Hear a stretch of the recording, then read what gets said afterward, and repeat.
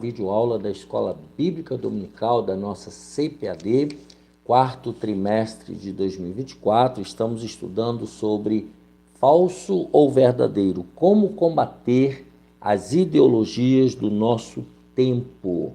É a revista da nossa CPAD, comentada pela irmã Verônica Araújo, voltada para o público de 15 a 17 anos, da livraria CPAD, que é a editora e livraria do povo de Deus. Na livraria CPAD é onde você compra livros, revistas, bíblias. Aí perto de você, na sua cidade, no seu estado, certamente tem uma livraria CPAD. Aqui em São Paulo, onde estamos, a livraria da CPAD está na rua João Tobias, 360, no metrô Belém, bem ao lado do novo templo da Assembleia de Deus, Ministério do Belenzinho. Ali você, na CPAD, procura o pastor Jefferson, Moisés, Berenice e toda a sua equipe, e eles vão te atender com muito carinho. Também no novo templo da Assembleia de Deus do Ministério do Belém, do Belenzinho, no térreo você encontra a livraria da Associação. Ali também, você procurando o Alex ou o pastor Silas, ali você também encontra livros, bíblias, revistas, todo o material evangélico para o seu crescimento espiritual. E a Provix, que é a livraria online do pastor Fernando, nosso amigo e parceiro aqui do canal. Você comprando na Provix, a livraria online, você ajuda diretamente o nosso canal. Tá? Quero agradecer irmão Reginaldo Aparecida Amaral por nos ceder esse espaço provisório onde está o nosso estúdio. Deus abençoe irmão Reginaldo, irmã Francileide, a Estherzinha, toda a sua família. Deus abençoe também irmão Josué, marido da Marilena, nosso amigo, também tem feito um trabalho voluntário maravilhoso aqui. E você também pode nos ajudar enviando o seu Pix. Aqui tem um número de telefone aqui embaixo, DDD é 11, você pode enviar a sua oferta. Agradeço também minha esposa Raquel, meus filhos Bianca e Gabriel, todos os meus amigos e irmãos que estão orando, estão apoiando esse trabalho. Também o nosso pastor setorial, pastor Dorival Mendes, pastor Jefferson, co-pastor, toda a sua equipe, toda a diretoria do Setor 50, que tem realmente orado por nós e nos dado o apoio possível, tá bom? E você deixa aqui embaixo o seu gostei, isso é importante, deixa aqui embaixo também seus comentários, suas observações, sua crítica construtiva e não se esqueça, incentive outras pessoas a se inscreverem aqui no nosso canal, ore por esse canal, ore para que Deus dê o crescimento e divulgue. Você é muito importante aqui no crescimento desse canal. Vamos lá então, lição número 11, 15 de dezembro de 2024, sofrimento. É possível escapar dele? Vejamos, João 16, 33, Jesus disse assim: tenho-vos dito isso, para que em mim tenhais paz. No mundo tereis aflições, mas tende bom ânimo, eu venci o mundo. A leitura bíblica em classe está em Atos 27, do 18 ao 25. Andando nós agitados por uma veemente tempestade, no dia seguinte aliviaram o navio. E ao terceiro dia, nós mesmos, com as próprias mãos, lançamos ao mar a armação do navio. E não aparecendo, já havia muitos dias, nem sol nem estrelas, e caindo sobre nós uma não pequena tempestade, fugiu-nos toda a esperança de nos salvarmos. Havendo já muito que se não comia, então Paulo, pondo-se em pé no meio deles, disse: fora, na verdade, razoável, ó varões, ter-me ouvido a mim e não partir de Creta, e assim evitariam este incômodo e esta perdição. Mas agora vos admoesto, a que tenhais bom ânimo, porque não se perderá a vida de nenhum de vós, mas somente o navio. Porque esta mesma noite o anjo de Deus, de quem eu sou e a quem sirvo, esteve comigo, dizendo: Paulo, não temas, importa que sejas apresentado a César, e eis que Deus te deu todos quantos navegam contigo. Portanto, ó varões, tende bom ânimo, porque creio em Deus que há de acontecer assim como a mim me foi dito. Os objetivos desta lição: saber a origem do sofrimento humano. Segundo, compreender que o justo e o ímpio estão sujeitos ao sofrimento. E terceiro objetivo, apresentar o exemplo de servos de Deus que experimentaram o sofrimento. Primeiro, por que existe o sofrimento? No começo, Deus criou o homem para ser justo e tudo perfeito, mas o ser humano escolheu obter o conhecimento do mal. O ser humano quis conhecer o mal. Dessa forma, por meio de sua desobediência, o pecado entrou no mundo, trazendo sofrimento e dor, tanto física como mental e espiritual. O sofrimento trouxe isso. A primeira dor foi o afastamento de Deus, Gênesis 3:8. Houve uma separação entre Deus e o homem. Visão no Antigo Testamento. No Antigo Testamento é bem explícita a associação feita entre o sofrimento, o pecado e a ira divina. No Antigo Testamento, a visão daquela comunidade era essa. Há, de fato, alguns exemplos, como o caso de Miriam, que ficou leprosa por falar mal de Moisés. Vemos o rei Uzias, que adoeceu por ter praticado um grave pecado. Ele entrou lá no templo querendo oferecer sacrifício. Entretanto, não podemos pegar esses textos isolados, pois biblicamente o sofrimento não significa exclusivamente que alguém esteja em pecado. Não significa. Muitos homens de Deus também sofreram.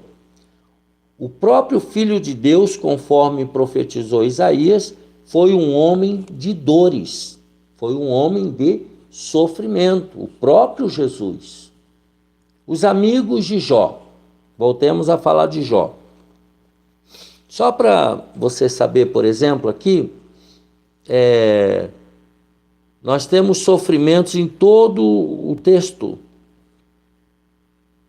Jeremias foi lançado na prisão, foi lançado na cisterna. José foi levado para o Egito como escravo. Jeremias foi rejeitado por seus vizinhos, foi rejeitado pela família, tudo Jeremias. Rejeitado pelos sacerdotes. Jeremias foi rejeitado pelo público, pelas pessoas que o ouviam. Jeremias foi rejeitado pelos reis. Então veja que o profeta Jeremias, ele foi rejeitado por todo mundo. Ficou sozinho, ele e Deus. Voltemos aos amigos de Jó. No livro de Jó, vemos que os seus amigos Elifaz, Bildade e Zofar reforçam a ideia de que as enfermidades e o sofrimento são resultados da ira divina, devido a iniquidades cometidas.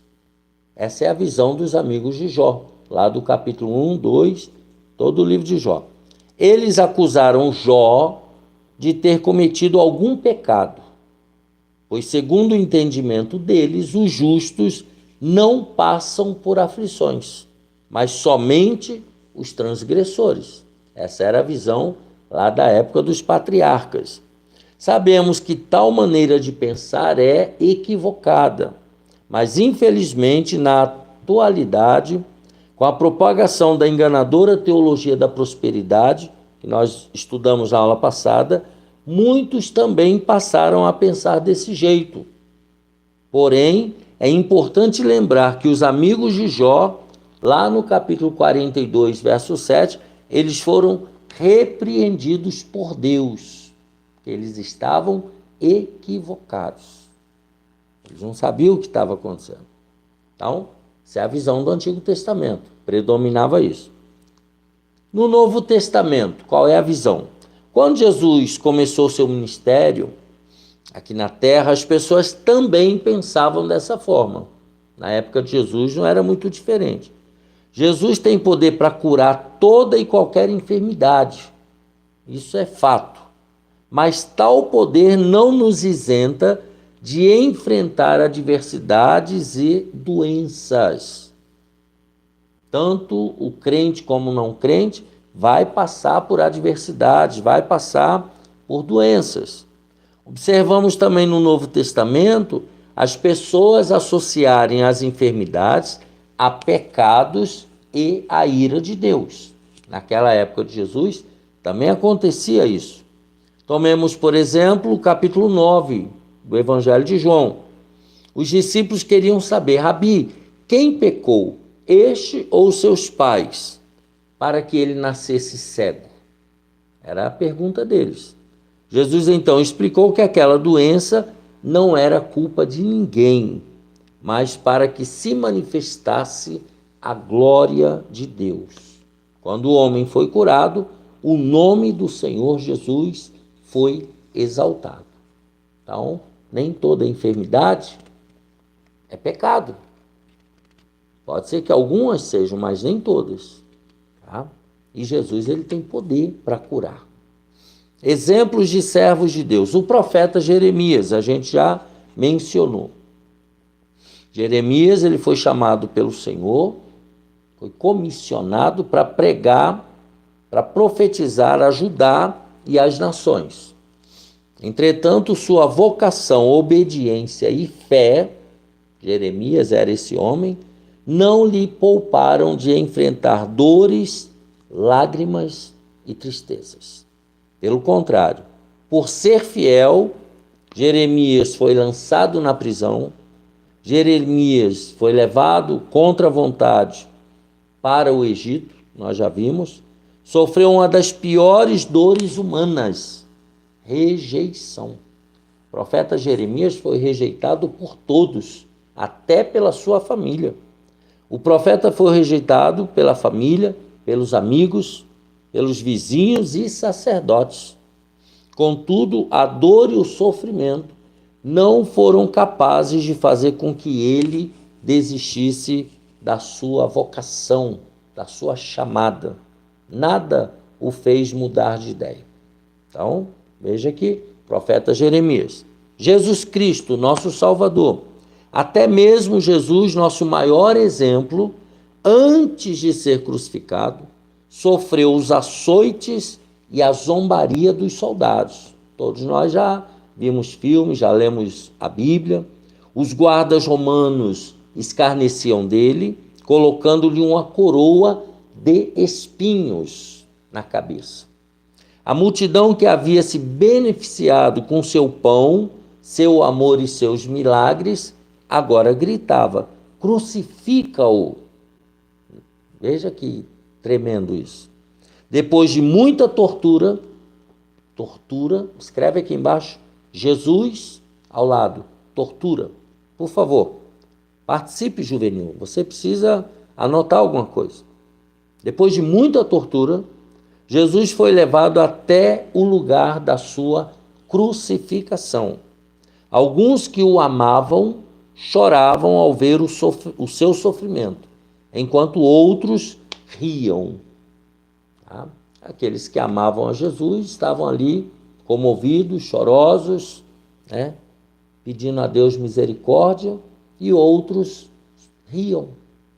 As pessoas estavam rindo. Então, imagina a cena. O apóstolo Paulo. Então, já vimos Jeremias, já vimos o exemplo de Jesus, agora o exemplo de Paulo. Paulo sofreu prisões, apedrejamento, foi açoitado, sofreu frio, fome e enfrentou muitos perigos. Essa lista está em 2 Coríntios, capítulo 11, do 16 ao 33. Tudo que Paulo passou. Tudo isso ele sofreu, sabe por quê? Amor ao Evangelho. Escreve aqui embaixo, por gentileza, meu amigo, minha amiga juvenil, amor ao Evangelho. Observação, escreva Evangelho com letra maiúscula, o E com letra maiúscula. Amor ao Evangelho. Certa vez, quando ele estava prisioneiro em uma viagem de navio à Itália, nós lemos, junto a outros presos, também protegidos pelos militares, o navio naufragou. Após dias de dificuldade, Paulo e os tripulantes sobreviveram e foram parar numa ilha chamada Malta. Se não bastasse o naufrágio, o frio e a fome, Paulo ainda foi picado por uma víbora. Paulo viveu uma tragédia atrás da outra. São os capítulos 27 e 28 de Atos. Contudo, ele permaneceu firme na fé e o nome de Jesus foi glorificado e anunciado a várias nações. Inclusive, chegou até nós. Graças às obras e viagens missionárias de Paulo, o Evangelho chegou até nós. Número 3, o fim do sofrimento. Você já parou para pensar que não sabemos lidar com a morte porque não fomos criados por Deus para morrer? Nós não fomos criados para morrer. Por isso que a gente sofre. A morte física e espiritual é uma das consequências da queda. A queda de Adão e Eva e de toda a humanidade. Todavia, Jesus Cristo venceu a morte. Está lá em Atos 2, 24. Ele é o vencedor. Jesus venceu a morte. Ele, ao terceiro dia depois de morto, ele ressuscitou e está assentado à direita do Pai. Observe que todo sofrimento tem um propósito. Escreve aqui embaixo, propósito. Não se esqueça que é uma palavra proparoxítona, propósito. Então tem acento no pó.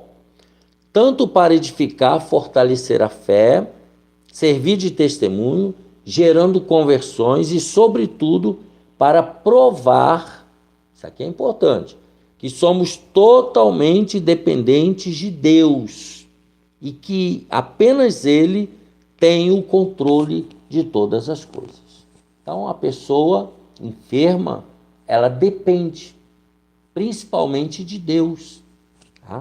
Então, para aprendermos a dependência.